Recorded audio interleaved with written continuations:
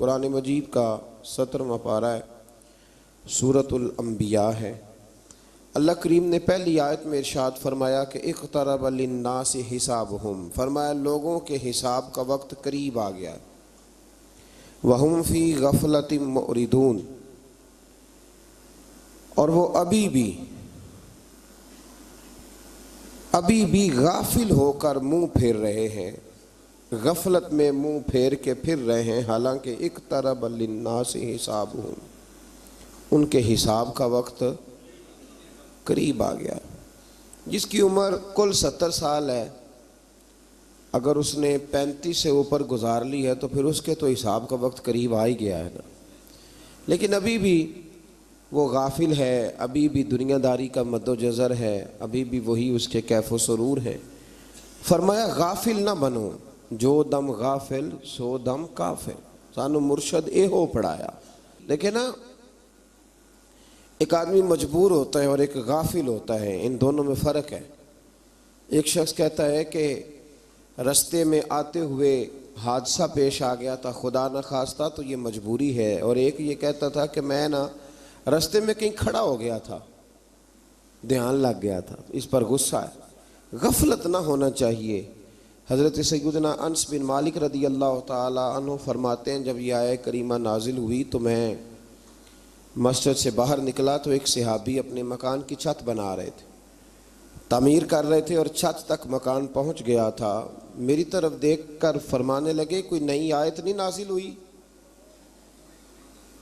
تو میں نے کہا ہاں، آیت تو حضور نے پڑھ کے سنائی ہے، اقترب للناس حسابہم، لوگوں کے حساب کا وقت قریب آ گیا، وہم فی غفلۃ معرضون، اور وہ ابھی بھی اعراض کر رہے ہیں، منہ پھیر رہے ہیں اپنی غفلت میں۔ فرماتے ہیں جب میں نے انہیں یہ آیت سنائی نا، تھوڑی دیر کے لیے وہ خاموش ہو گئے،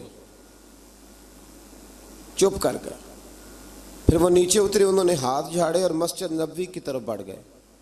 تو میں نے کہا کہاں جا رہے ہو، مکان نہیں بنانا؟ تو فرمانے لگے تمہیں نے تو کہا ہے کہ حساب کا وقت آ گیا ہے، ابھی تو تم نے آیت سنائی ہے، تو اب میں مکان بناتا رہوں؟ اب تیاری کرتے اللہ کی بارگاہ میں حاضر ہونے، اب تیاری کرتے۔ ایک بات ہمارے بزرگ فرمایا کرتے تھے، وہ کہتے تھے لوگ نوکری سے بھی ریٹائر ہو جاتے ہیں، گھر کے کام کاج سے بھی ریٹائر ہو جاتے ہیں، ایک وقت ایسا آتا ہے کہ من پسند کھانوں سے بھی بندہ ریٹائر ہو جاتا ہے، معدہ ہی برداشت نہیں کرتا، کھا ہی نہیں سکتا۔ فرمایا کرتے تھے دعا کرو اللہ ہمیں گناہوں سے ریٹائر ہونے کی توفیق عطا کرے، وہ اصل چیز ہے، اس سے بھی ہم ریٹائر ہو جائیں۔ تو اس آیہ مقدسہ میں اللہ تبارک و تعالیٰ نے اس بات کا ذکر فرمایا، اور فرمایا کہ وہ غافل ہو کے پھر رہے ہیں، دین کی باتوں سے روح گردانی کرتے ہیں، جب کوئی نصیحت کی کوئی نئی بات ان کے پاس آتی ہے تو توجہ سے سنتے نہیں، اور بس کھیل تماشے کے انداز سے سنتے ہیں، اور نبی کو اپنے جیسا بشر قرار دیتے ہیں، قرآن کو جادو، خواب پریشاں، شاعری اور خود ساختہ کلام قرار دیتے ہیں۔ قرآن نے بتایا کہ پہلے رسول بھی حاملین وحی تھے، وہ بھی کھاتے پیتے تھے، بشری تقاضے اور نبوت و رسالت کی عظمت اور شان کے خلاف نہیں ہوتے۔ اس کے بعد پچھلی قوموں کی سرکشی اور ان پر نازل کیے جانے والے عذاب کے آنے پر ان کے اقرار جرم اور ندامت کے رائے گاہ جانے اور ان کے نیست و نابود ہونے کا ذکر ہے۔ آیت نمبر 22 سے لے کر اللہ تعالیٰ نے تقریباً آیت نمبر 24 تک پھر اپنی وحدانیت کے دلائل بیان فرمائے، زمین و آسمان کی تخلیق، صبح و شام کا آنا جانا، ان باتوں کا پھر سے ایک دفعہ ذکر فرمایا۔ آیت نمبر 25 میں فرمایا کہ ہر رسول کی طرف اس امر کی وحی کی جاتی رہی کہ اللہ وحدہ لا شریک ہے، اور صرف وہی عبادت کے لائق، اللہ کے علاوہ کوئی عبادت کے لائق۔ فرمایا یہ میں نے ہر نبی کو وحی کی، یہ ہر رسول کو کہا، اللہ کے علاوہ کوئی عبادت کے لائق، اللہ کے علاوہ کوئی عبادت کے لائق۔ بڑا ہی پسند ہے یہ جملہ اللہ کو، لا الہ الا اللہ، یہ اللہ کے علاوہ کوئی لائق عبادت ہے ہی نہیں۔ آیت نمبر 30 سے اللہ تعالیٰ نے تخلیق کائنات کے سلسلے کو بیان کرتے ہوئے فرمایا کہ آسمان اور زمین بند تھے تو ہم نے ان دونوں کو کھول دیا اور ہم نے پانی سے ہر جاندار چیز بنائی. دروازے بند بھی ہم نے کھولے ہیں اور ہر جاندار چیز ہم نے پانی سے بنائی ہے. پھر آیت نمبر 35 میں قانون قدرت بیان کیا کہ ہر نفس نے موت کا ذائقہ چکھنا ہے، یعنی ہر ذی حیات پر موت آئے گی. جو زندہ ہے وہ مرے گا بھی. الاشیاء تعریف بھی ازدادیہا، چیزیں اپنی ضدوں سے پہچانی جاتی.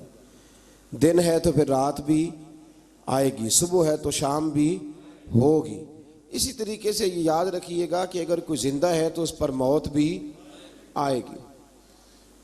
آگے چل کے بتایا کہ قیامت اچانک آئے گی، حیرت زدہ کر دے گی، نہ کوئی اسے رد کر سکے گا اور نہ کسی کو مہلت دی جائے گی، اچانک آ جائے گی. آیت نمبر 42 سے اللہ کے سوا جتنے بھی معبود ہیں سب کی نفی کر دی گئی. آیت نمبر 46 میں فرمایا کہ جو لوگ عذاب کا مطالبہ کرتے ہیں، اگر ان کو اللہ کے عذاب کا جھونکا بھی لگے، ہلکی سی ہوا بھی لگے، تو یہ اپنے ظالم ہونے کا اعتراف کر لیں. اللہ اکبر. آیت نمبر 47 میں فرمایا کہ قیامت کے دن عدل کا ترازو قائم ہوگا اور کسی پر کوئی ظلم نہیں ہوگا. ہر ایک کا رائی کے دانے کے برابر بھی کوئی عمل ہوا تو وہ ریکارڈ پہ آئے گا. آیت نمبر 51 سے ایک بار پھر ابراہیم علیہ السلام کا ذکر ہے کہ وہ اپنے چچا اور قوم کو بت پرستی پر ملامت کرتے رہے اور کہتے رہے کہ اللہ کی قسم تمہارے پیٹھ کے پھیرنے کے بعد، جانے کے بعد تو میں تمہارے بتوں کے ساتھ خفیہ تدبیر کروں گا. تدبیر بڑی شاندار کی حضرت ابراہیم نے. جب قوم ساری میلے پہ چلی گئی نا تو آپ نے کلاڑا لیا اور چھوٹے سارے بت کاٹ دیے. ایک ہوتا ہے محبوب سے محبت کرنا اور ایک ہوتا ہے محبوب کے دشمن سے نفرت کرنا. یہ بھی بڑا ہی ضروری ہے. اللہ اکبر. یہ بھی جب بدر کی جنگ ہوئی نا تو اب رشتہ دار ایک دوسرے کے آمنے سامنے تھے. حضرت ابو عبیدہ بن جراح ان کے والد آئے تھے مقابلے میں بیٹے کے، رشتہ دار آمنے سامنے تھے. تو وہاں ایک جملہ ہے تاریخی جو حضرت عمر فاروق نے فرمایا، ایک تاریخی جملہ ہے. یہ محبوب کے دشمن سے عداوت رکھنا. اعلیٰ حضرت فرماتے ہیں دشمن احمد پہ شدت کیجیے، ملحدوں سے کیا مروت کیجیے، اور شرک ٹھہرے جس میں تعظیم حبیب، اس برے مذہب پہ لعنت کیجیے. ہماری بھائی زمین ہی کوئی نہیں تو کسی کا رٹا کیا ہوگا، جائیداد ہی نہیں تو جھگڑا کیا ہے. جھگڑا تو صرف اتنا ہی ہے کہ محبوب کے بارے میں کچی بات نہ کرو، کمزور بات میں. اتنی سی بات ہے. وہ کسی نے کہا تھا سیاست دے جھگڑے اساں چھوڑ دیتے تے دولت دے جھگڑے اساں چھوڑ دیتے، محبت دا جھگڑا ہے چھڑا کوئی نہیں سکتا.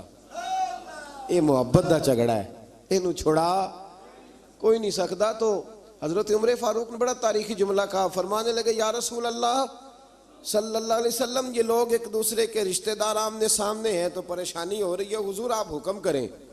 میرا ماموں بھی آیا ہے یہاں لڑنے کے لیے تو آپ مجھے حکم دیں، میں ماموں کی گردن لے کے آتا ہوں.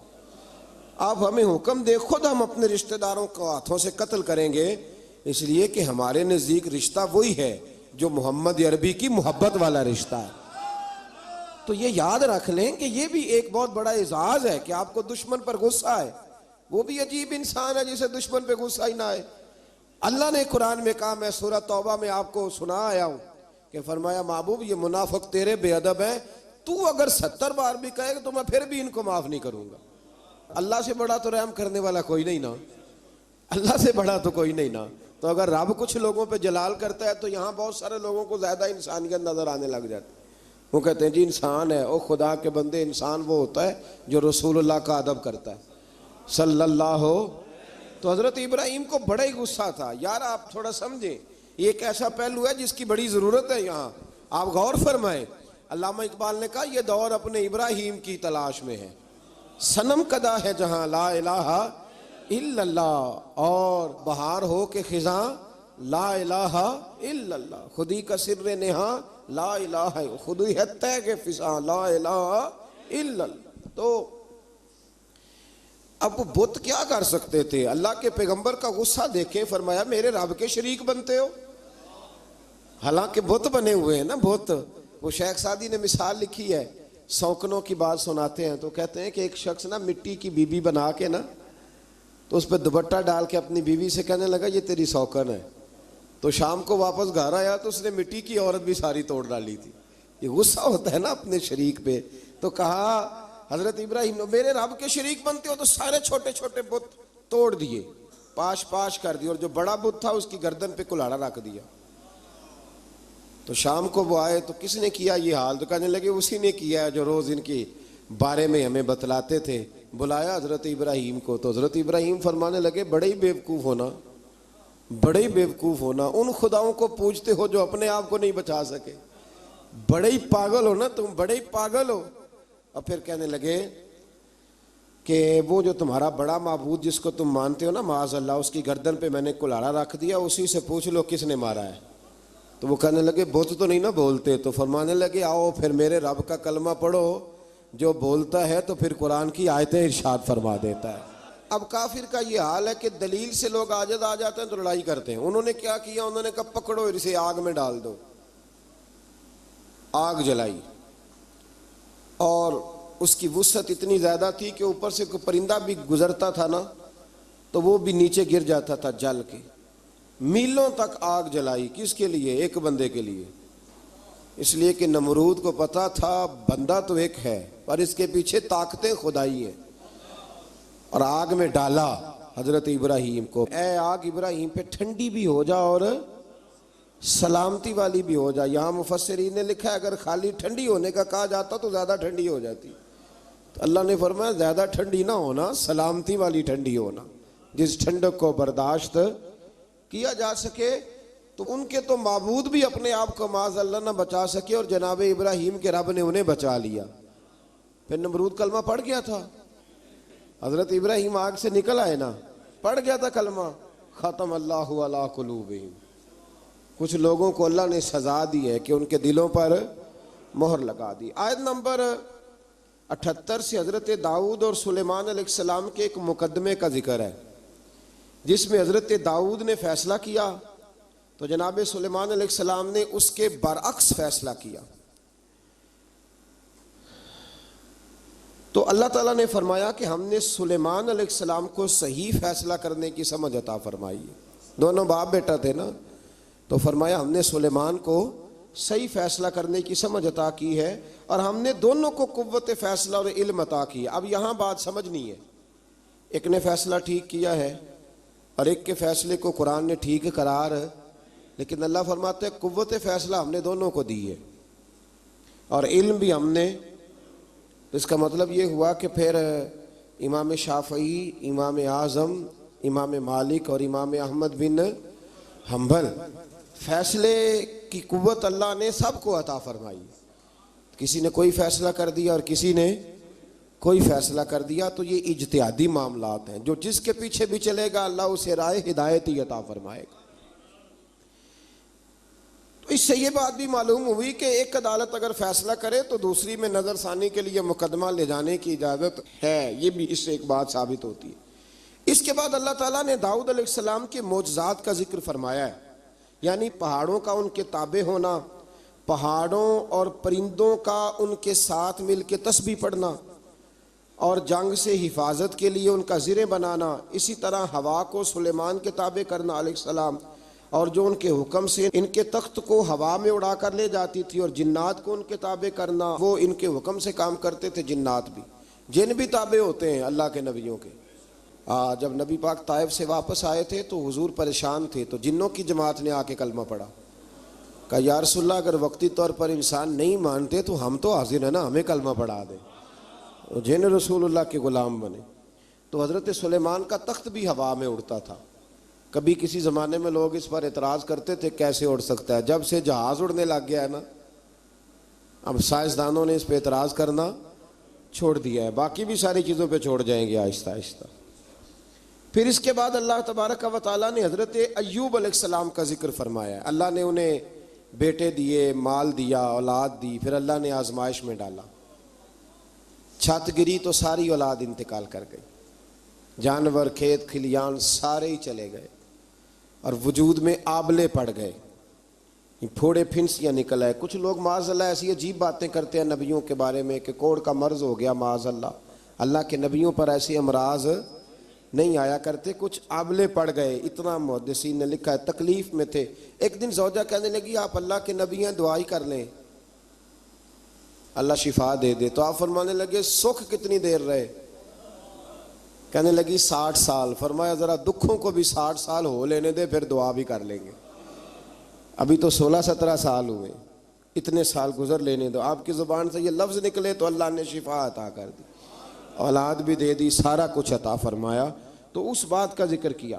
پھر اس سے آگے چل کے حضرت اسماعیل کا بھی ذکر ہے, ادریس علیہ السلام کا, ذوالکفل, ذوالنون یعنی حضرت یونس کا, اور جناب زکریہ کا بھی ذکر ہے.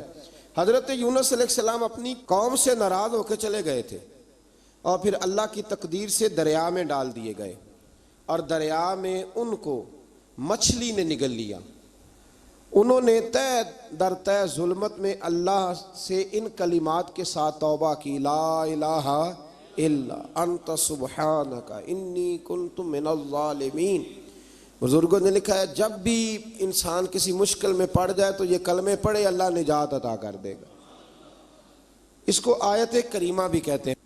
اللہ تعالیٰ نے فرمایا تو ہم نے ان کی پکار سن لی اور انہیں غم سے نجات عطا کی, اور ہم اسی طرح مومنوں کو نجات دیتے ہیں. حضرت زکریا علیہ السلام نے اولاد کے لیے دعا کی تو اللہ تعالیٰ نے ان کو بڑھاپے میں یحییٰ علیہ السلام عطا فرمائے.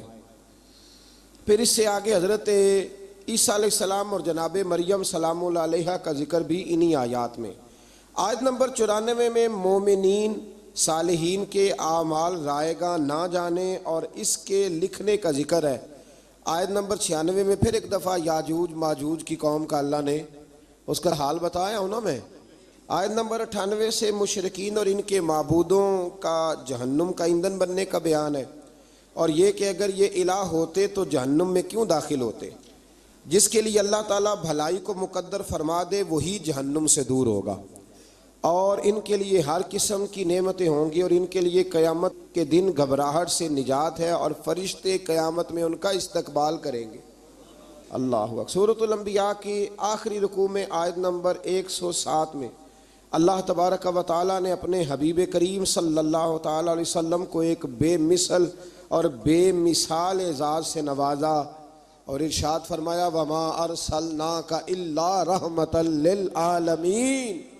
فرمایا محبوب جس کو میں نے اپنا مخلوق بنایا ہے, خلق فرمایا ہے, ان سب کی طرف آپ کو رحمت بنا کے بھیجا ہے. اللہ اکبر. اسی صورت کی آیت نمبر 108 میں اللہ تعالیٰ نے صالح بندوں کو زمین کی حکومت دینے کا زبور میں کیے گئے وعدے کا بھی ذکر فرمایا. پھر آگے شروع ہو جاتی ہے سورۃ الحج. اچھا آپ ناراض نہ ہوئیے گا, میری رائے ہے, کچھ لوگ پوچھنے آتے ہیں نا جی فلانا کام نہیں ہو رہا, تو ان کو نہ کبھی سورت بتاتے ہیں تو سورت کا نام بھی نہیں صحیح لے پاتے. میرا خیال ہے کہ لوگوں کو قرآن مجید کی ساری سورتوں کے نام بھی نہیں آتے, یہ میرا خیال ہے, غلط بھی ہو سکتا ہے. تو سورتوں کے نام تو کم از کم یاد ہونے چاہیے نا. ایک صاحب کو میں نے کہا کہ سورہ ممتحنہ پڑھا کریں, تو کہنے لگے یہ تو میں نے آپ سے سنا ہے.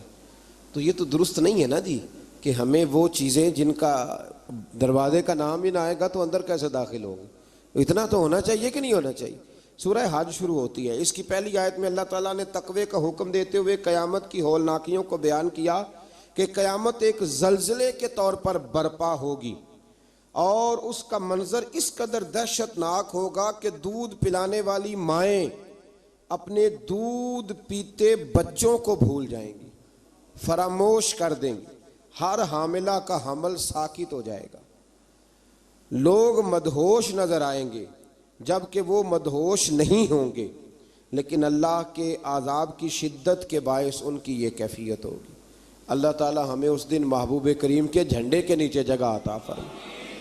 آیت نمبر 3 سے بتایا کہ بعض لوگ بغیر علم کے اللہ کے متعلق جھگڑا کرتے ہیں اور اس سرکش شیطان کی پیروی کرتے ہیں جس کے متعلق لوح محفوظ میں لکھا جا چکا ہے کہ جو اس کو دوست بنائے گا وہ اس کو گمراہ کر دے گا اور اس کو بھڑکتی ہوئی آگ کے عذاب کی طرف لے جائے گا.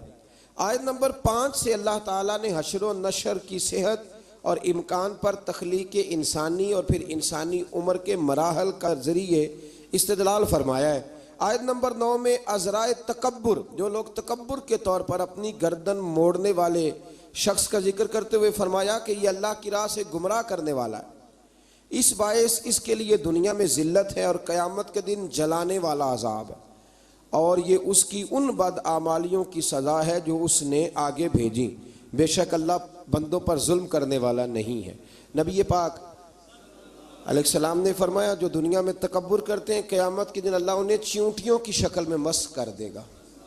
اللہ تعالیٰ عاجزی کی توفیق عطا فرمائے۔ آیت نمبر 11 سے ان لوگوں کا ذکر کیا کہ جن کا مقصود دنیاوی مفادات ہیں، اگر انہیں کوئی بھلائی مل جائے تو وہ دین پر مطمئن ہو جاتے ہیں، اور اگر کوئی آزمائش آ جائے تو منہ کے بل پلٹ جاتے ہیں۔ ایسوں نے ایسے ہی دنیا اور آخرت کا نقصان سمیٹا، ایسے لوگ ان کی عبادت کرتے ہیں جو نہ انہیں نقصان پہنچا سکتے ہیں اور نہ ہی نفع دے سکتے ہیں، یہ دور کی گمراہی ہے۔ پھر آیت نمبر 17 میں فرمایا کہ دنیا میں بظاہر اہل ایمان یہود، صابی، عیسائی، آتش پرست اور شرک کرنے والے ملے جلے سے ہیں، اللہ قیامت کے دن ان سب کے درمیان فیصلہ فرمائے گا، بے شک اللہ ہر چیز پر نگہبان ہے۔ آیت نمبر 18 میں بتایا کہ جو کچھ آسمانوں اور زمینوں میں ہے، سورج، چاند، ستارے، پہاڑ، درخت، چوپائے، اور بہت سے انسان اللہ ہی کے لیے سجدہ کرتے ہیں، اور بہت سے وہ بھی ہیں جن پر عذاب مقدر ہو چکا، اور جس کو اللہ ذلیل کرے گا تو اسے پھر کوئی عزت دینے والا نہیں ہے۔ بس یہ دعا کریں اللہ پردہ پوشی عطا فرمائے، اور اللہ جو عزت دے تو اپنی بارگاہ ناز سے دائمی عزت عطا فرمائے۔ آیت نمبر 19 سے مومنین اور کفار ہر دو فریق کا ذکر ہے، کفار کے لیے دردناک عذاب اور مومنین کے لیے اخروی نجات اور نعمتوں کا ذکر ہے۔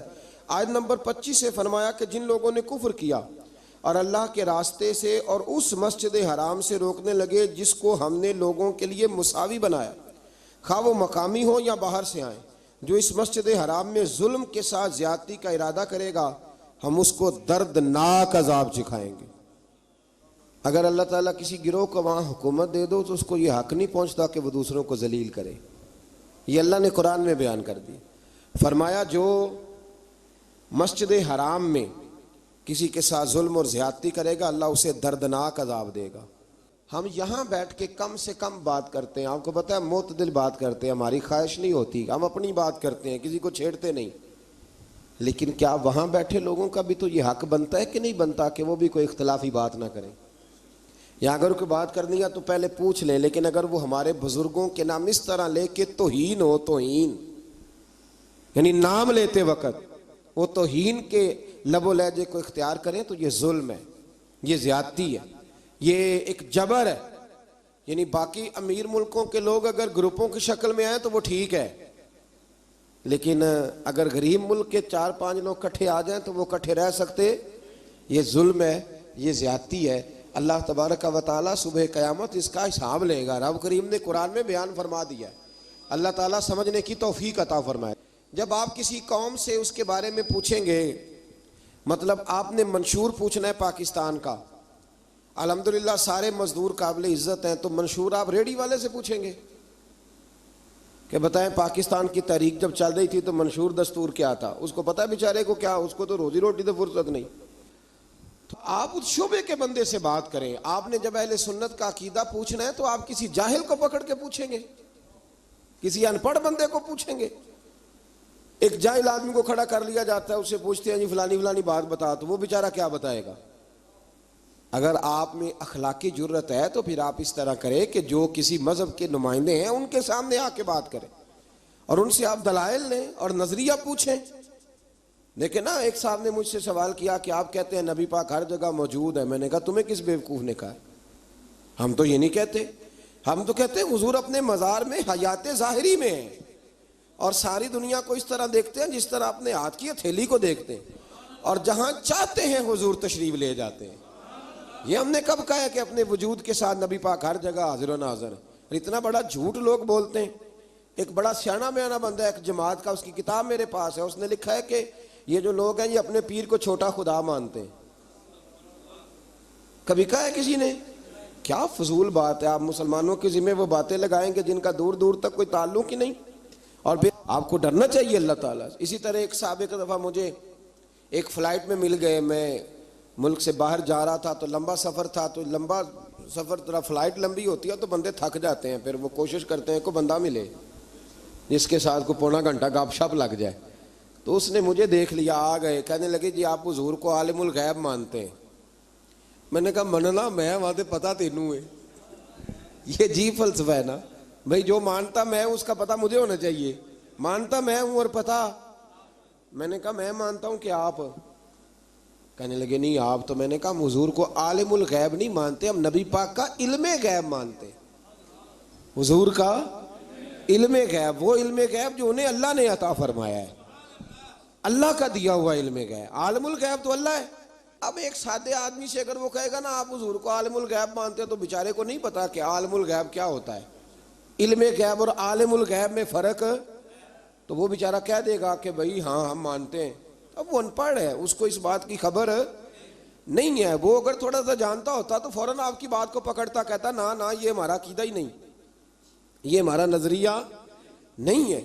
تو اس لیے سمجھ لیں، اسی طرح سے ایک بیان کاٹ کے لے آیا جی فلاں عالم نے کہا ہے کہ اللہ کے سوا کوئی مددگار نہیں، تو میں نے کہا بالکل ٹھیک ہے، اللہ کے سوا کوئی مددگار، اللہ کے سوا کوئی مددگار۔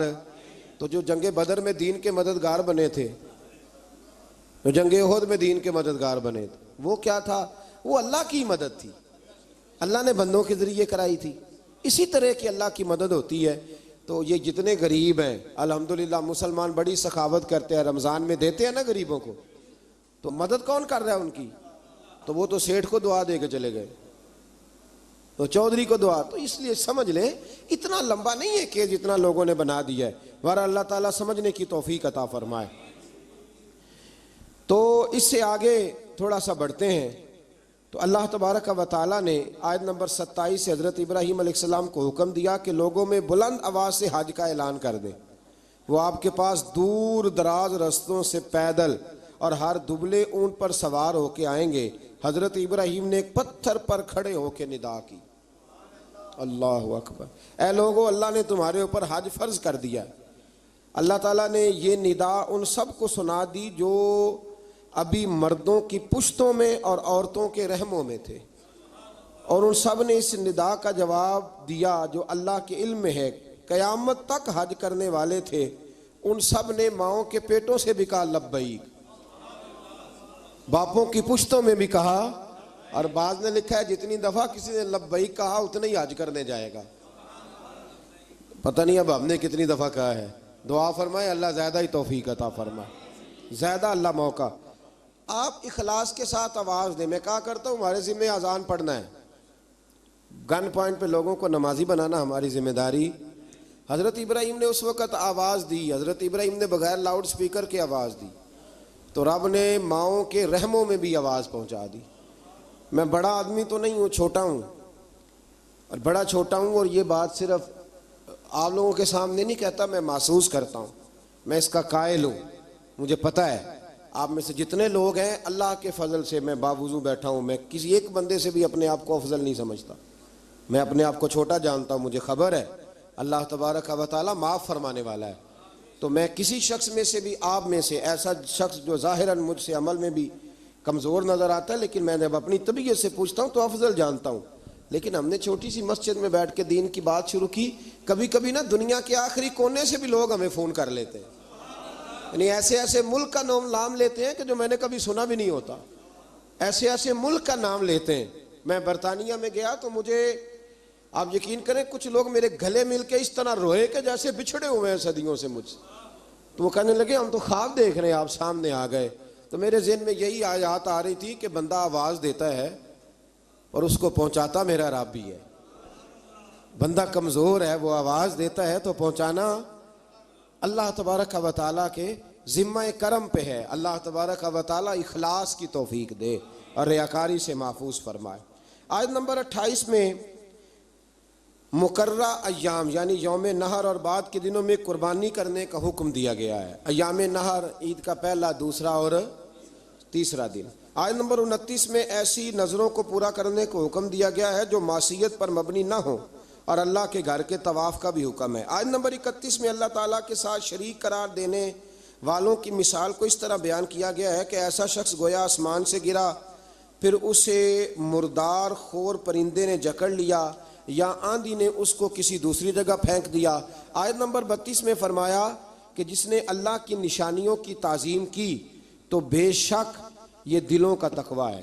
آیت نمبر 34 سے فرمایا کہ ہم نے ہر امت کے لیے قربانی کا طریقہ مقرر کیا، تاکہ وہ اللہ کے دیے ہوئے بے زبان چوپایوں پر ذبح کے وقت اللہ کا نام لیں۔ بس تمہاری عبادت کا مستحق ایک اللہ ہی ہے، اور قربانی کے اونٹوں کو ہم نے تمہارے لیے اللہ کی نشانیوں میں سے بنا دیا ہے، ان میں تمہارے لیے بھلائی ہے، پس تم ان کو قطار میں کھڑا کر کے ان کے نہر کرنے کے وقت اللہ کا نام لو، پھر ان سے خود بھی کھاؤ اور محتاج اور مانگنے والوں کو بھی کھلاؤ۔ آیت نمبر 37 میں عبادات میں اخلاص کی تعلیم دیتے ہوئے فرمایا کہ قربانی کا مقصد گوشت پوشت کا حصول نہیں، بلکہ قربانی کا مقصد تو اللہ کی رضا ہے۔ آیت نمبر 39 میں مظلوم مہاجر مسلمانوں سے نصرت کا وعدہ کر کے اپنے دفاع میں لڑنے کی اجازت کا بیان ہے۔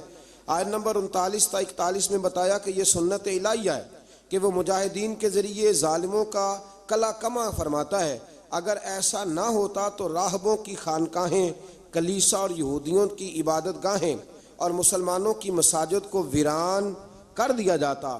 اگلی آیت میں حکومت اسلامیہ کے قیام کا مقصد بیان کیا گیا کہ اس کا مقصد ہے نظام صلاۃ و زکوٰۃ کا قیام، نیکیوں کا پھیلاؤ اور برائیوں کا سد باب۔ یہ اسلامی حکومت کے قیام کا کیا کرنا ہے؟ اسلامی حکومت نے نظام نماز مقرر کرنا ہے، نظام زکوٰۃ مقرر کرنا ہے، نیکیوں کو پھیلانا اور برائیوں کا۔ تو ہمارے تو وزیر کہتے ہیں کہ مولویوں نے نہیں چلانا ملک، چلانا کس نے ہے؟ یہ اللہ ہی بہتر جانتا ہے۔ آیت نمبر 46 میں فرمایا کہ پچھلی امتوں کے آثار کو دیکھ کر عبرت حاصل کرنی چاہیے، لیکن اس کے لیے سوچنے سمجھنے اور مشاہدے کی صلاحیتوں کا نیک ہونا ضروری ہے، ورنہ وہ لوگ کہیں گے ان کے برے کام تھے ہمارے تو اچھے ہیں، پھر انسان عبرت بھی حاصل کر سکتا۔ آیت نمبر 48 میں کفار کے عذاب کے معاملے میں جلدی کرنے، مہلت ملنے سے غلط فہمی کا شکار ہونے پر فرمایا کہ عذاب تو آ کر ہی رہے گا، اللہ اپنے وعدوں کے خلاف نہیں کرتا۔ آیت نمبر 49 میں رسول اللہ صلی اللہ علیہ وسلم کو تمام روئے زمین کے انسانوں کے لیے نذیر بنا کر بھیجنے کا بیان فرمایا۔ آیت نمبر 52 سے فرمایا کہ آپ سے پہلے انبیاء جب اپنی امتوں کے سامنے اللہ کی آیات پڑھتے تو شیطان امت کے افراد کے دلوں میں شبہات ڈال کر عمل سے روکتے، اور یہ وسوسہ اندوزی بیمار اور سخت دل والے لوگوں کے لیے آزمائش اور اہل علم کے ایمان میں مضبوطی کا سبب بنتی۔ فرمایا جب شیطان وسوسہ دیتا ہے نا تو الجھتے وہ لوگ ہیں، پریشانی ان لوگوں کو ہوتی ہے جن کے دلوں میں پہلے سے شبہات ہوتے ہیں، اور جن کے دلوں میں شبہات نہیں نہ ہوتے، شیطان جب وسوسہ دیتا ہے تو ان کا یقین اور مضبوط ہو جاتا ہے۔ یہ سمجھنے کی بات ہے، ہم گنجائش دیتے ہیں تو شیطان اندر داخل ہوتا ہے، دروازے کی کنڈی لگا کے رکھیں گے تو چور اندر وہ نہیں اندر آئے گا۔ آیت نمبر 61 سے نظام گردش لیل و نہار، بارش کے نزول اور اس کے نتیجے میں سبزے کے اگنے کو اللہ نے اپنی قدرت کی نشانیاں قرار دیا۔ آیت نمبر 67 میں ہر قوم کے لیے وقتی شریعت مقرر کرنے اور اس پر ایک وقت تک عمل ہونے اور اسلام کے دائمی اور ابدی تعلیمات آنے کے بغیر کسی جھگڑے کے اس کی پیروی کرنے اور اس کی طرف دعوت دینے کا بیان ہے۔ آیت نمبر 73 میں اللہ تعالیٰ نے مشرکوں کے بتوں کی بے بسی کو بیان فرمایا ہے کہ وہ سب مل کر بھی ایک مکھی کا پر بھی ایک مکھی بھی پیدا نہیں کر سکتے، اور اگر مکھی ان سے کوئی چیز چھین لے تو اسے واپس بھی، سبحان اللہ، یعنی مکھی کو چیز چھین لے، میں اور آپ واپس لے سکتے ہیں؟ اللہ کرے ہمیں سمجھ آئے۔ اللہ فرماتا ہے دیکھو ہے تو مکھی۔ امام مالک رحمۃ اللہ تعالیٰ علیہ بیٹھے تھے تو ہارون رشید سے نا مکھی نہیں سنبھالی جا رہی تھی، بار بار مارتا، کئی دفعہ ایک مکھی نہیں پکڑی جاتی، پتہ نہیں کدھر سے نکل جاتی ہے، اس نے بڑا ہی ستایا، کچھ کرنے نہیں دیتی تھی۔ تو ہارون رشید جذبات میں امام مالک سے کہنے لگا حضور یہ اللہ نے مکھی کیوں پیدا کر دی؟ معاذ اللہ، اس کی کیا ضرورت تھی؟ تو امام صاحب فرمانے لگے فوراً، ڈرتے نہیں تھے نا بادشاہوں سے وہ لوگ، فوراً فرمانے لگے یہ اللہ نے تیرے جیسے بادشاہوں کا غرور توڑنے کے لیے پیدا کی ہے، کہ اللہ فرماتا ہے تم سے تو مکھی نہیں سنبھالی جاتی اور تم حکومتیں چلانے کی بات کرتے ہو۔ بت اور ان کے پجاری دونوں کمزور ہیں۔ آیت نمبر 75 میں فرمایا کہ منصب رسالت کوئی فرمائشی منصب نہیں، اللہ تعالیٰ خود رسولوں کو منتخب فرماتا ہے اور وہ سب کچھ جانتا ہے۔ آیت نمبر 77 میں ہمہ وقت بندگی کا حکم دیا گیا۔ اس پارے کی آخری آیت میں دین کی سربلندی کے لیے سر توڑ کوششیں کرنے دین کے معاملے میں تنگی نہ ہونے، ملت ابراہیم کی پیروی کرنے، اور آخر میں نماز قائم کرنے، زکوٰۃ ادا کرنے، اللہ تعالیٰ کے دامن رحمت کو مضبوطی سے پکڑنے کا بیان فرمایا۔ اللہ تعالیٰ کی مدد ان چیزوں سے وابستہ ہے۔ آج ایک سپارہ اور بیان کرنا ہے۔ اللہ تعالیٰ توفیق عطا فرمائے، اللہ تعالیٰ ہمت عطا فرمائے، آپ سب کو اللہ بڑی برکتیں عطا فرمائے۔ سورۃ المومنون سے یہ پارہ شروع ہوتا ہے۔ سورۃ المومنون کی جو ابتدائی 11 آیات ہے وہ تعلیمات اسلامی کی جامع آیات ہیں۔ ان میں فلاح یافتہ جو کامیاب ہونے والے ایماندار ہیں ان کی صفتیں بیان کی گئیں۔ فرمایا گیا کہ وہ نمازوں میں خشوع خضوع کرتے ہیں، ہر قسم کی بیہودہ باتوں سے لا تعلقی، زکوٰۃ کی ادائیگی، اپنی پاک دامنی کی حفاظت، امانت اور عہد کی پاسداری اور نمازوں کی پابندی۔ آخر میں فرمایا گیا کہ ان صفات کے جو حامل اہل ایمان ہیں وہ ہمیشہ جنت میں رہیں گے۔ آیت نمبر 13 سے انسانی تخلیق کے مدارج کو بیان کیا گیا۔ پہلے نطفہ، پھر اس کے بعد جمع ہوا خون، پھر گوشت کا لوتھڑا، پھر گوشت اور ہڈیوں پر مشتمل جسم کی تشکیل۔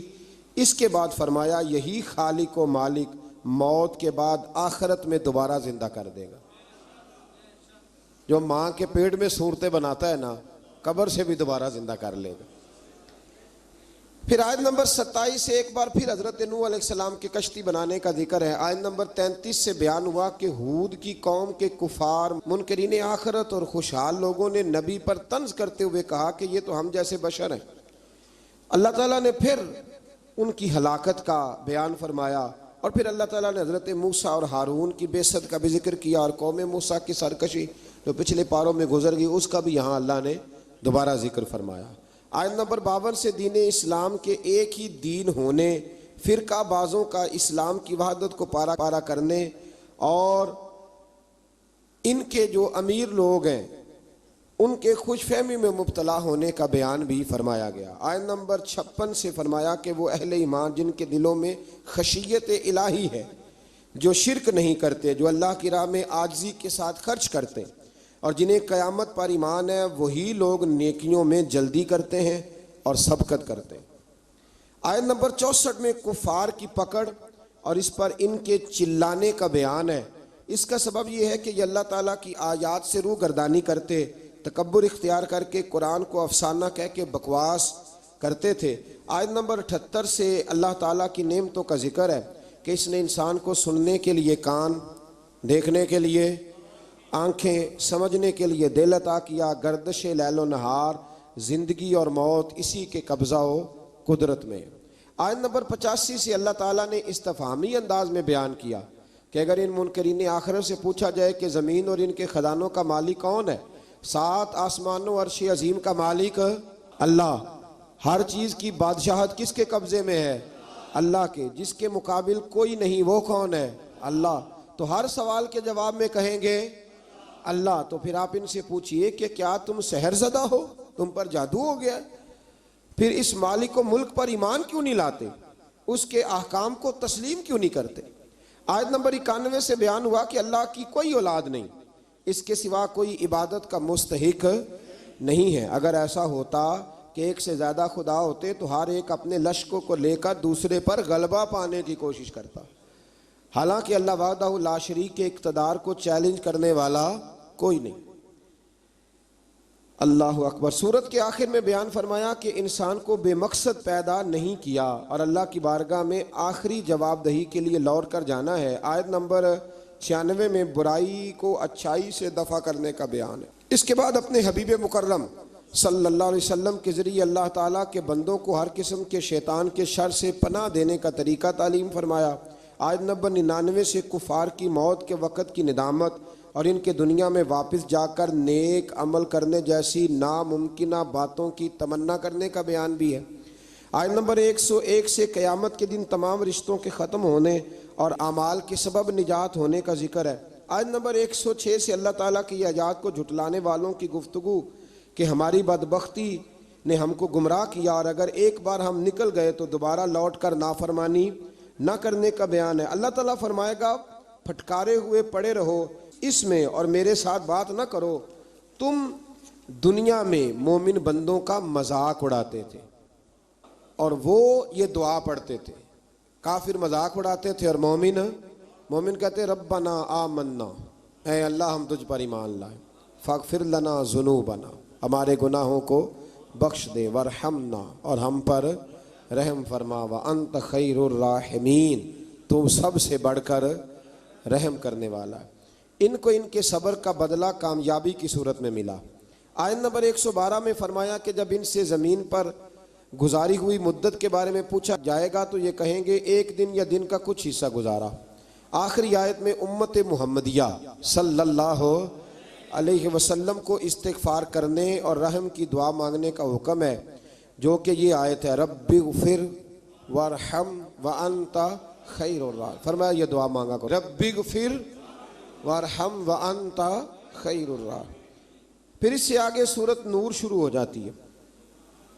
سورہ نور میں اللہ تعالیٰ نے خانگی اور معاشرتی احکام کو بیان کیا ہے. ابتدائی آیات میں زنا کرنے والے غیر شادی شدہ مرد اور عورت کی سزا کو بیان کیا کہ ان کی سزا 100 کوڑے ہیں جو غیر شادی شدہ ہو، اور صاحبان اقتدار اہل ایمان کو کہا گیا کہ تمہیں اس سزا کے نفاذ میں ان پر رحم نہیں چاہیے. حکمرانوں کو حکم ہے جب کوڑے مارنے ہیں زانی کو تو پھر رحم، ہاں یہ بھی دین ہے، دین نافذ کرنا پڑتا ہے. اور ہمارے یہاں نا بڑی اب ویڈیو آتی ہیں کہ وہ جی بچے رو پڑے جی بکری ذبح ہونے لگی نا جب، تو میں نے کہا یہ قوم جہاد کرے گی جو بکریوں کے ذبح ہونے پہ رو رہی ہے، اور وہ ویڈیو بنا رہا ہے ابا دیکھو میرے بچے کا بکرے سے کتنا پیار ہے. خدا کے بندے خیال کریں، جذبہ جہاد ہے، شوق ہے. جب دین نافذ کرنا ہے تو فرمایا پھر تم نے رحم والے جذبات نہیں رکھنے، اس کو یاد کر رکھیں. اور تمہاری ایک جماعت اس سزا کے نفاذ کے وقت موجود ہو. یہ تو ہے نا غیر شادی. اور شادی شدہ کی سزا کیا ہے؟ اس کو یعنی اتنے روڑے مارے جائیں گے کہ وہ ماری جائے کہ ابھی بھی یہ باز نہیں آیا. اللہ تعالیٰ سمجھنے کی توفیق دے. آیت نمبر 4 سے بیان کیا گیا کہ جو لوگ پاک دامن عورتوں پر زنا کی تہمت لگائیں پھر اس کے ثبوت میں 4 گواہ پیش نہ کر سکیں. سنو اللہ کا قرآن، ایسے ہی بیٹھ کے کہہ دیتے ہیں فلاں بی بی ایسی ہے تو فلاں بی بی ایسی ہے. شرم نہیں آتی بہو بیٹیوں کے بارے میں معاذ اللہ لوگ باتیں کرتے ہیں؟ غور کریں قرآن کیا کہتا ہے. فرمایا جو لوگ پاک دامن عورتوں پر زنا کی تہمت لگائیں پھر اس کے ثبوت میں 4 گواہ پیش نہ کر سکیں تو تم ان کو 80 کوڑے مارو، ان کو 80 کوڑے مارو اور ان کی شہادت کو بھی قبول نہ کرو. اور یہی لوگ فاسق ہیں، اعلانیہ نافرمان ہے اللہ، سوائے ان لوگوں کے جو اس کے بعد اللہ تعالیٰ سے توبہ کریں اور اپنی اصلاح بھی کر لیں. یہ قرآن نے کہا توبہ بھی کریں. اور یہاں تو بھائی کوئی پتہ ہی نہیں چلتا، جس کے بارے میں مرضی لوگ معاذ اللہ بری بات کہنی شروع کر دیتے. آیت نمبر 6 میں یہ ضابطہ بیان فرمایا گیا کہ اگر کوئی شخص اپنی بیوی کو زنا کی تہمت لگائے اور اس کے ثبوت میں 4 گواہ پیش نہ کر سکے اور اس کی بیوی اس تہمت کا انکار کرے تو فریقین ایک دوسرے پر لیان کریں. شوہر 4 مرتبہ اللہ کی قسم کھا کے یہ کہے کہ بے شک وہ ضرور سچوں میں سے، اور 5ویں بار یہ کہے کہ اگر وہ جھوٹوں میں سے ہو تو اس پر اللہ کی لعنت. یہ اس کو کرنا پڑے گا. ایسے نہیں کسی پر معاذ اللہ لوگوں نے طلاق دینی ہوتی ہے تو الزام لگا کے نکال دیتے ہیں، ڈر نہیں آتا اللہ تعالیٰ سے.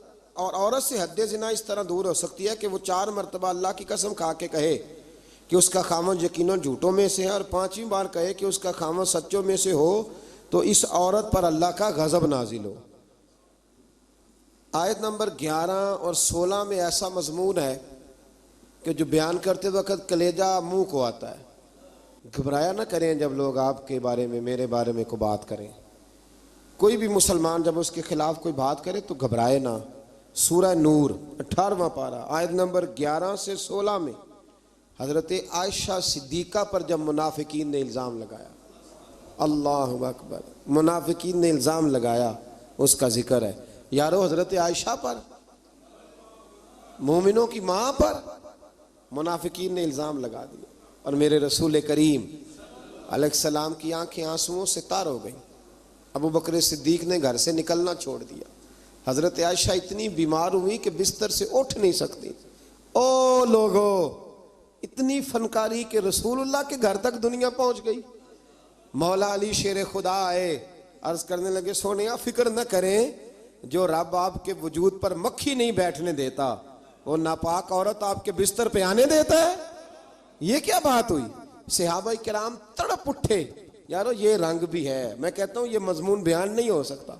میں نے کہا تھا مخلوق تو فنکار ہے اس درجہ کے پل بھر میں, سنگے در کعبہ سے بھی اصنام تراشے, تم کون ہو کیا چیز ہے داغے کبابی, لوگوں نے تو مریم پہ بھی الزام تراش. لوگ باز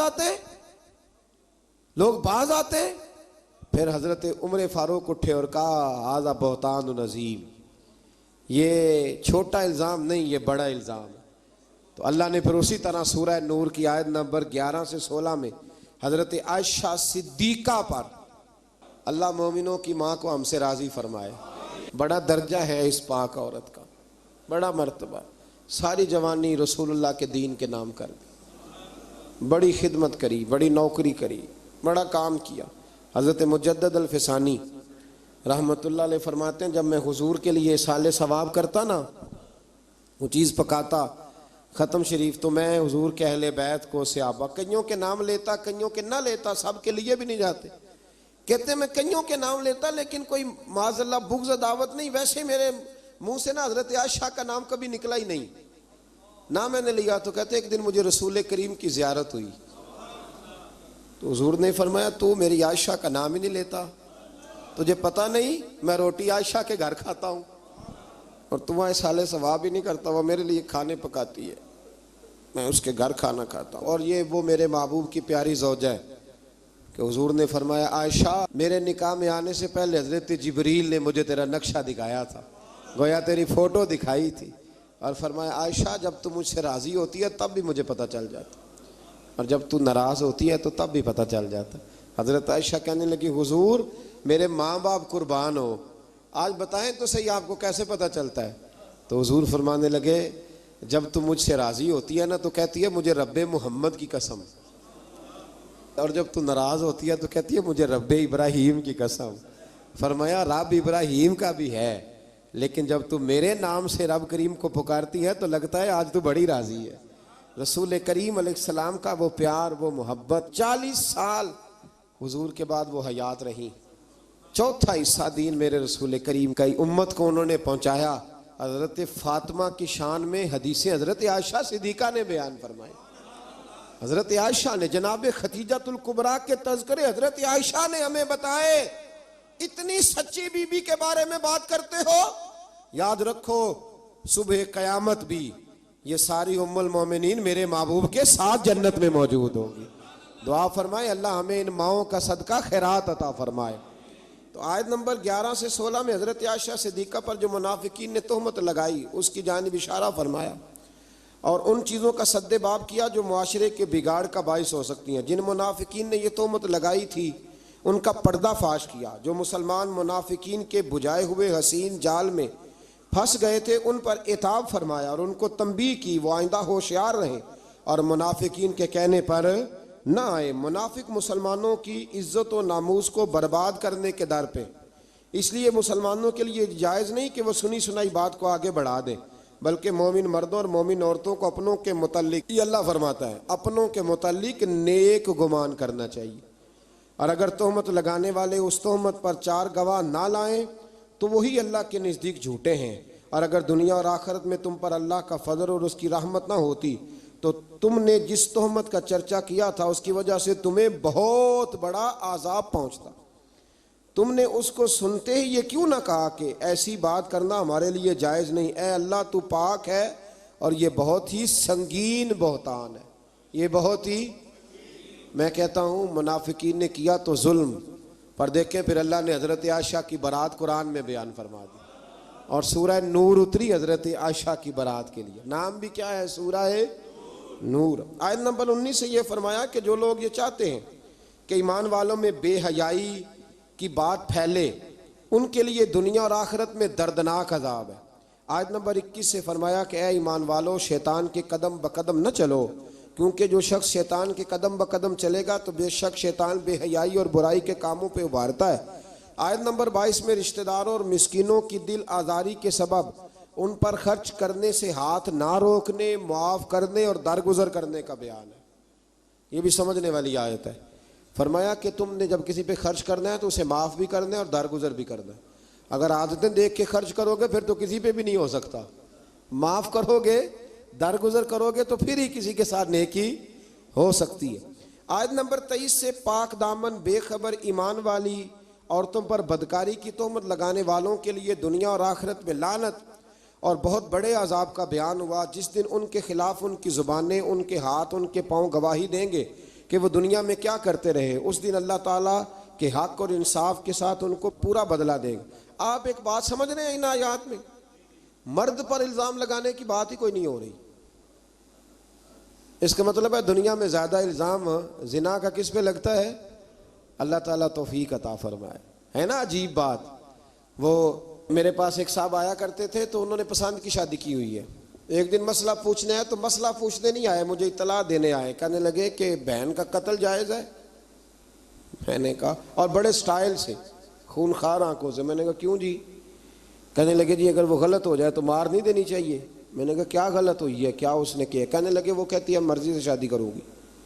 تو میں نے کہا ٹھیک ہے، وہ اگر غلط جگہ پہ اصرار کر رہی ہے تو ٹھیک نہیں، لیکن آپ کے لیے قتل تو پھر بھی جائز نہ رہا۔ ہاں اگر کوئی بہت بڑی غلط بات کرے تو اس کی کچھ نہ کچھ سزا ہے، لیکن یہ جو انداز ہے۔ تو میں نے کہا وہ صاحب آپ نے بھی تو پسند کی ہے نا، لڑکے یہ کام کر لیں تو پھر ایسا بھی کبھی ہوا ہے کہ باپ کی غیرت چھا گئی کہ لڑکا میرا جو پسند کی شادی کر رہا ہے لڑکا قتل کر دوں؟ لڑکوں کو کیوں نہیں قتل کرنے نہیں چاہیے، لیکن میں مثال دے رہا ہوں، وہاں نہیں غیرت جاگتی؟ لڑکے کے پاس 15 عورتوں کے نمبر ہوں تو وہ پاک کا پاک ہے، اور بچی پر شک بھی گزر جائے، شک بھی، وہ جی طلاق ہو گئی، ہمارے پاس کیس آتے ہیں نا، طلاق کیوں جی؟ اس کے موبائل پہ ایک میسج نکل آیا تھا کسی غیر کا، اس نے پوچھا تھا کیا حال ہے؟ تو میں نے کہا وہ ضروری ہے، کوئی تنگ کرنے کے لیے بھی تو ایسا کر سکتا ہے، لیکن 1 منٹ لگتا ہے۔ تھوڑا سا ڈرنا چاہیے اللہ تعالیٰ سے، تھوڑا خیال کرنا چاہیے۔ اس کا مطلب ہے زیادہ تہمت عورتوں پہ لگتی ہے۔ عورت کو اسلام نے بڑی عزت دی ہے، عورت کو اسلام نے بڑی عزت دی ہے۔ کبھی اسے بیٹی بنایا ہے، کبھی بہن بنایا ہے، کبھی اسے کہا یہ جب تیرے نکاح میں آئے گی تو تیرا ایمان مکمل کر دے گی۔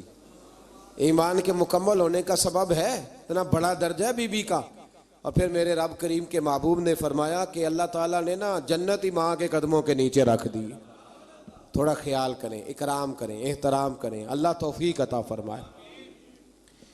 پھر آیت نمبر 30 سے مسلمان مردوں کو یہ حکم دیا کہ وہ اپنی نگاہیں نیچی رکھیں، اپنے شرمگاہوں کی حفاظت کریں۔ اسی طرح مسلمان خواتین کو حکم دیا کہ اپنی نگاہیں نیچی رکھیں اور اپنی عصمت کی خود حفاظت کریں۔ اپنی زیبائش کو، اپنے فیشن کو ظاہر نہ کریں۔ اپنی زیب و زینت دکھانی ہو تو صرف اپنے خامد کو دکھائیں، یہ اللہ نے منع کر دیا۔ اور جسم کے جس حصے کا پردہ ممکن ہو، جیسے ہاتھ اور پیر، ان کے سوا باقی جسم کو ڈھانپ کر رکھیں اور اپنے گریبانوں کو دوپٹوں سے چھپائے رکھیں، یہ اللہ قرآن میں فرما رہا ہے۔ اور اپنے خامد اور اپنے محارم، یعنی جن سے نکاح نہیں ہو سکتا، جیسے بھائی ہے، بیٹا ہے، باپ ہے، اور اپنے نوکروں اور کم اور ناسمجھ بچوں کے سوا اپنے بناؤ سنگار کو کسی کے سامنے ظاہر نہ کریں، اور زمین پر زور سے پاؤں مار کے نہ چلیں۔ عورتوں کو حکم مل رہا ہے، عورتیں توجہ کریں، تاکہ ان کی پوشیدہ زیب و زینت ظاہر نہ ہو، اور ان تمام برائیوں سے اللہ کی بارگاہ میں توبہ کرنے پر کامیابی ہے۔ آیت نمبر 32 سے فرمایا کہ تم اپنے بے نکاح مردوں اور عورتوں کا نکاح کر دو، اور اپنے باصلاحیت غلاموں اور باندیوں کا، اگر وہ فقیر ہوں تو اللہ ان کو اپنے فضل سے غنی کر دے گا۔ جو لوگ نکاح کی گنجائش نہیں رکھتے وہ اپنی عفت اور پاکیزگی برقرار رکھیں، حتیٰ کہ اللہ تعالیٰ انہیں اپنے فضل سے غنی کر دے۔ اللہ تو فرما رہا ہے نکاح کر دو غنی ہو جاؤ گے۔ تو ابا جی کہتے ہیں جنی دیر تکر پیراں تے نہ کھلوتا اگے کتے کھلا دیے، یعنی عجیب بات ہے نا جی، وہ پیراں تے پتہ نہیں اس نے کب کھڑے ہونا ہے۔ آپ بچوں کی شادیاں جلدی کریں تاکہ بہت سارے گناہوں کا دروازہ ویسے ہی بند ہو۔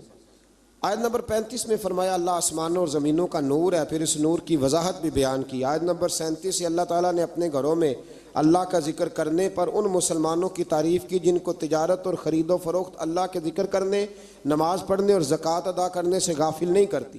وہ اس دن سے ڈرتے ہیں جس میں دل اور آنکھیں الٹ پلٹ ہو جائیں گی۔ اللہ نے تعریف کی ہے، فرمایا کاروبار بھی پورا کرتے ہیں، میری عبادت بھی صحیح کرتے ہیں، زکوٰۃ بھی وقت پہ دیتے ہیں. ہم یہ کہتے ہیں کہ نہیں سارا کچھ چھوڑیں گے تو عبادت ہوگی. اللہ نے تعریف کی، فرمایا ڈیوٹیاں بھی کرتے ہیں اور رب رب بھی. آیت نمبر 39 میں کافروں کے اعمال کی مثال کو اس طرح بیان کیا گیا کہ وہ زمین میں چمکتی ہوئی اس ریت کی طرح ہے جس کو پیاسا دور سے پانی گمان کرتا ہے. ریت دور سے دیکھے نا چمکتی تو کیا لگتی ہے؟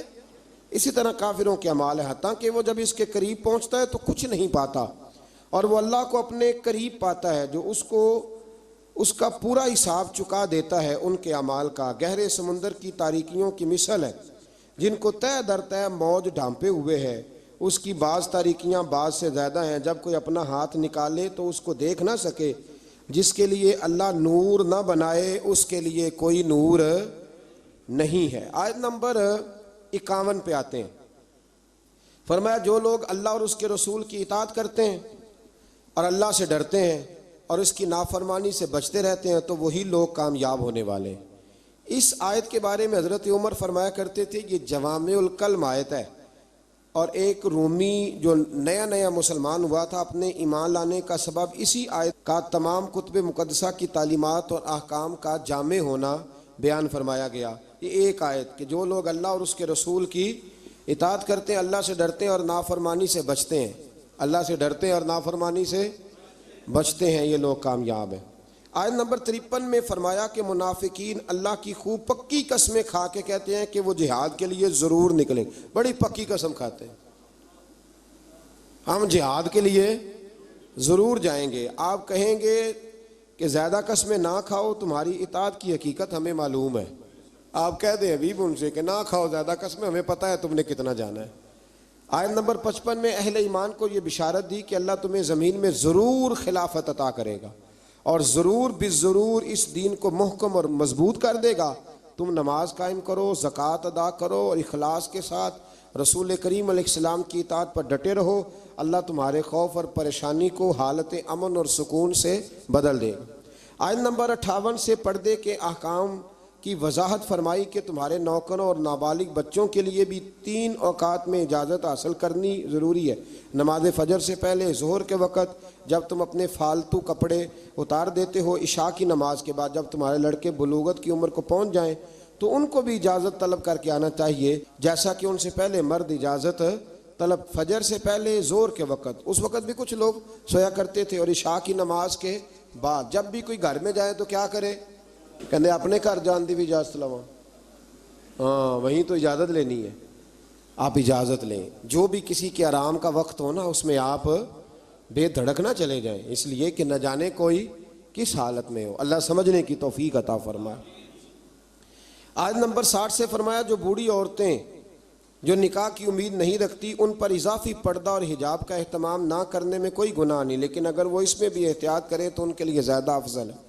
ایسی بوڑھی عورت جو نکاح کے قابل نہ رہے اس پر حرج کوئی نہیں، لیکن کرے گی پردہ تو اس کے لیے بھی بہتر ہی ہے. یہاں بڑی جلدی لوگ اس سے گنجائش لے لیتے ہیں، جو میں نے کہا ہے اس پر غور کیجئے گا.